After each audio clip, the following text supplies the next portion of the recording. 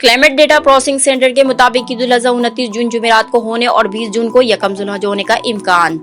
महकमे मौसमियात ने पाकिस्तान में ईद उल अजहा की तारीख से मुतालिक अहम पेशगोई कर दी।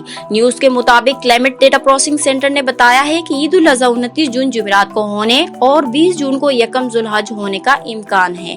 महकमे मौसमियात के मुताबिक चांद देखने के दौरान गुरूब सूरज 7:24 पर, गुरूब कमर 8:44 पर होने का इम्कान है। गुरूब आफ्ताब के वक्त कराची में चांद की उम्र 34 घंटे 13 मिनट होगी। चांद नजर आने का दौरानिया गुरूब आफ्ताब के बाद 80 मिनट है। चांद दिखाई देने के लिए इसकी उम्र 19 घंटे होना जरूरी है।